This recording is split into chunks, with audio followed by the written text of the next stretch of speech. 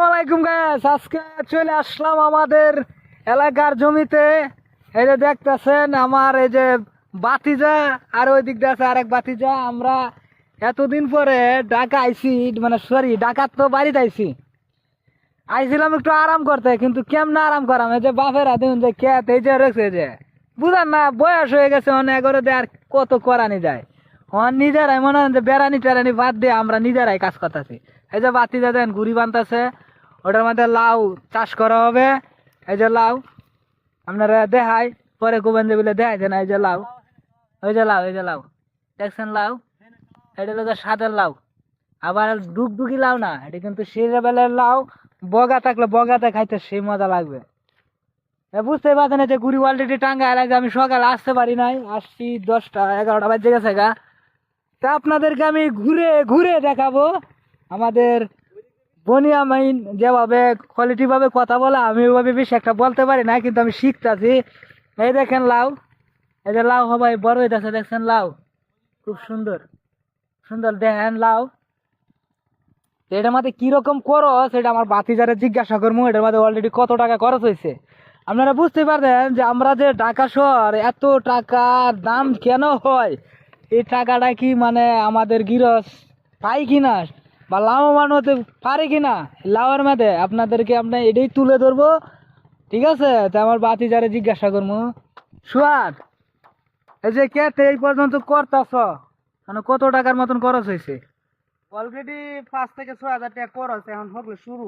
মানে কত শতাংশ জায়গা এই জায়গাটার মধ্যে? জমি হয়েছে 10 শতাংশ জায়গা আছে। প্রায় আমাদের গ্রামের হিসাবে লগা, মানে আমরা আমাদের কিশোরগঞ্জের হিসাবে লগা 10 শতাংশ জমি 1 কাঠা না। তো 1 কাঠা কিন্তু আমরা 10 শতাংশ 1 কাঠা জমি। তো 1 কাঠা জমির মধ্যে অলরেডি কত কত কত টাকা খরচ হয়েছে? 5 থেকে 6 হাজার টাকা খরচ হয়ে গেছে অলরেডি, এখন শুরু হয়েছে। মানে 5 থেকে 6 হাজার টাকা খরচ হয়ে গেছে অলরেডি।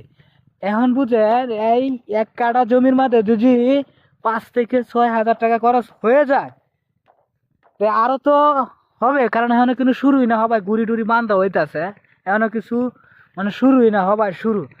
তেন বুঝেন শুরুতে যদি 5-6 হাজার টাকা খরচ হয়ে যায়, দেখেন লাভের করা, দেখছেন লাভের করা 5-6 হাজার টাকা যদি খরচ হয়ে যায়, তাহলে তো আরো বাদ বাই দিন, আরো বাদ বাই রয়েছে। মানে টোটাল কত টাকা খরচ হইতে পারে সোহান? আরো 8 থেকে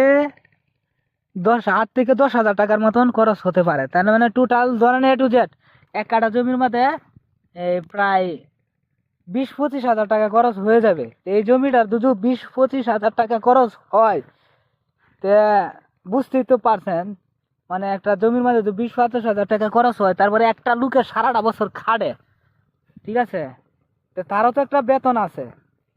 সেও তো মানে এটার মধ্যে কাটতেছে টাকা পাওয়ার জন্য, সে তো মূল্য টাকাটা না উড়াইতে পারে, তাহলে তো বুঝতে পারছেন মানে লস। তাহলে এনে দেখেন করা, এই যে করা, এই যে করা, এই যে সামনে এই যে করা, ঠিক আছে, মানে হবে ছাড়তে এই যে ভিতরে আরো আছে স্যার। তো এটা হলো লাউ ক্ষেত, আমাদের এটা বলে গ্রামের ভাষায় পাতিলাও। ওই পাতিলাও বলে না রে সোয়ার, এটা তো পাতিলাও বলে না, মুগলাও বলে হয় না? আচ্ছা, এটা মানে কদু বলে, ঢাকার ভাষায় কদু বলে না, আমরা ঢাকার ভাষায় কদু বলি, আর গ্রামের ভাষায় এটা ফাইনা লাউ বলে, পাতি লাউ বলে, আর মুগ লাউ যেটা বলে এটা লোক মিষ্টি লাউ যেটা। আপনারা দেখতেই পাচ্ছেন, এই দেন করা, এই দেন করা, দেখছেন, আর এই যে দেন লাউ। কারণ এটি গুড়ির উপরে যদি না উড়াইয়া দেয় তা নষ্ট হয়ে যাবে গা, কথা বুঝছেন? লাউয়ের করা আছে কিন্তু অনেক, আপনারা বুঝতেই পারছেন। এই দেখেন করা, দেখছেন হইতাছে, আলহামদুলিল্লাহ ভালো হইতাছে, মোটামুটি সবাই করা ছাড়তাছে, প্রচুর করা ছাড়তাছে, প্রচুর করা ছাড়তাছে। এই দেখেন বড় বড় তাও আছে, এই যে বড় বড় তাও আছে, এই দেখেন বড় বড়, বুঝছেন? মানে এটি উড়াইয়া দিলে মনে হয় যে লাউ তাড়াতাড়ি বড় হয়ে যাবে গা, বুঝতেছেন? কারণ আমাদের কৃষকরা কতটা পরিশ্রম করে, মানে বলার মতন না। গ্রামে যারা কৃষি চাষ করে শহরে উঠছেন তারা বলতে পারবেন এই কৃষি কত কষ্ট করে, কৃষি মানুষ কৃষকরা কত কষ্ট করে। এই দেখেন করা, দেখছেন, এই দেখেন করা, অভাব নাই করা। তো তেনে শতাশতি হাজার হাজার করা কিন্তু ছাড়ছে, বুঝছেন? তো পুরাটা এরিয়া আপনাদেরকে আমি ঘুরে ঘুরে দেখাবো।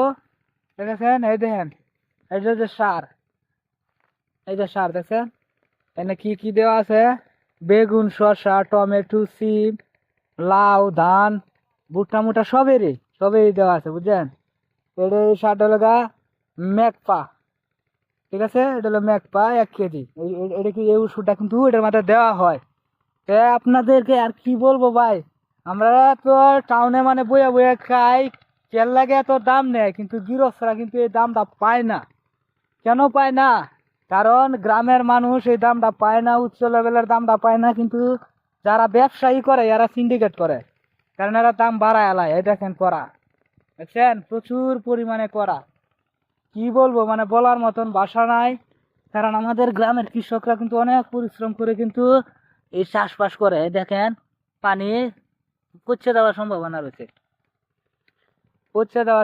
রয়েছে, কারণ এটা যদি উঠায় না দেয় তাহলে মনে করেন যে নষ্ট হয়ে যাবে গা। কারণ এই যে চতুর্দিকে দেখছেন পানি, প্রচুর প্রাণী। লাউ ক্ষেত, আমি আপনাদেরকে শুধু আজকে খালি আমি লাউয়ের ভিডিও দেখাবো। তো লাউ, এই দেখেন লাউয়ের করা, মানে প্রচুর পরিমাণে লাউয়ের করা। কি কম, মানে ঘুরে দিতে আছে তো আমার আন্দা গুন্দা একটু আপনাদেরকে আমাকে দেখাইতে একটু সমস্যা হইতাছে।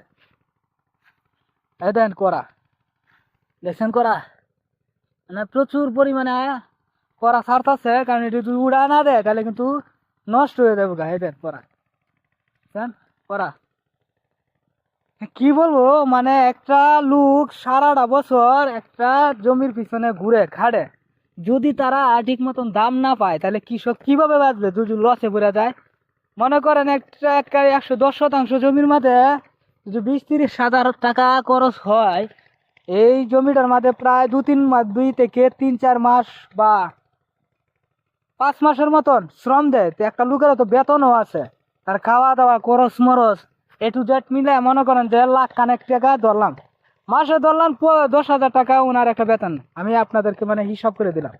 কিন্তু এই বেতন আর লইয়া মনে করেন যে 50,000 মতন বা 1,00,000 টাকার মতন মনে হয় যে খরচ হয়ে যায়। এই দেখেন লাউ, দেখেন লাউ কিন্তু ছাড়াছে। শোয়ান, লাউ তো নষ্ট হয়ে গেছে রে। এই যে নষ্ট, ওষুধ দিতে পারতেছে না, ঠিক আছে? ওই যে মানে ওষুধ দিব, গানে ঘুড়ির মাঝে উড়ায়া ওষুধ দিব। এই যে এটা নষ্ট হয় নাই, এটা হচ্ছে আর কি। কি বলবো, কারণ সরকারের কাছে আমাদের কৃষক ভাইরা একটা আবেদন যে তারা যেন সার মেডিসিনটা এরা যদি ঠিক মতন পায় তাহলে মনে করেন যে এতটা কষ্ট হয় না। এই দেখেন লাউ, সেটা হলো লাউ, বুঝছেন? সেটা হলো লাউ, এই দেখেন লাউ, লাউ, বুঝছেন কত সুন্দর করা,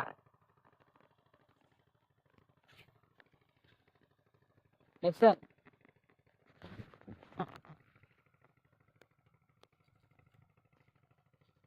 করা কিন্তু ছাড়তাছে। কি বলবো, মানে বলার মতন ভাষা নাই। আপনারা দেখালাম, মানে ঘুরে ঘুরে দেখালাম, দেখছেন কেমন হইতেছে, মানে নষ্ট হইতাছে। কারণ এটা যদি ঠিকঠাক মতন করে না দেয়, গুড়িটা না উঠায় দেন, এই যে গুড়ি বান্ধ হইতাছে, গুড়িটা যদি না উঠায় দেয় তাহলে কিন্তু মনে করেন এটা হচ্ছে না। আমাদের কৃষক বাইরেদের সরকার থেকে একটু ভালো একটু অনুদান দিতে পারতো, তাহলে কিন্তু কৃষকরা আরো মানে সুন্দরভাবে চলতে পারতো। কারণ কৃষক না বাঁচলে মনে করেন দেশ বাঁচবে না, আর দেশ না বাঁচলে মনে করেন কৃষকও বাঁচাতে পারবে না। দুনো দিক দিয়ে কিন্তু চোখ রাখতে হবে, ঠিক আছে? একটা কৃষক যদি তার ন্যূনতম দাম টাম যদি ঠিকঠাক মতন না পায় তাহলে কেমনে হইবে, ঠিক আছে? এই যে দেখছেন, এই যে বাতি যারা কুড়া মিড়ি মারতাছে, মানে কি কমু।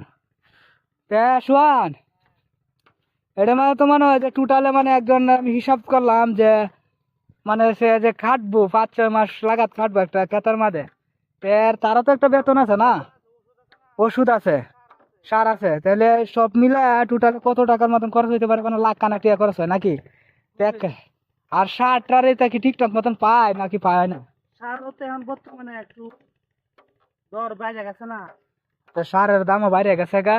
এতদিন ডক্টর ইউনূস স্যার আসিল ক্ষমতায়, মানে যেহেতু এখন ক্ষমতা নতুন সরকার আইতাছে বা আসবে, ঠিক আছে?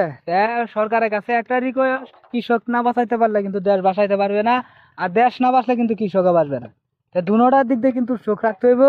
এই যে বড় বড় হাই ম্যাজিস্ট্রারগণ ওয়াকন এরা যে মেহনত কলম ঘুরায় খায়, কৃষকরা যদি দান মান এই ফসিলার সাল যদি না মারাই দেয়, তাহলে কেমনে কি সম্ভব? আমার ভিডিওটা কেমন হলো সবাই একটু কমেন্ট বক্সে জানাবেন। আর যদি প্রশাসনের দৃষ্টি আকর্ষণ করব যে আমাদের কৃষক বাইরে যেন সহযোগিতা করে, এরা যেন ঠিক মতন ওষুধটা পায়, এরা ঠিক মতন যেন সার সুর পায়, তাইলেই মনে করেন যে আমাদের কৃষক বাইরা মানে ফসিল আসাল মারাইতে পারবো ঠিকঠাক মতন।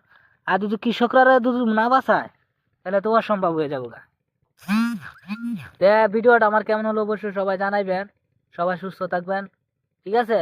আল্লাহ হাফেজ।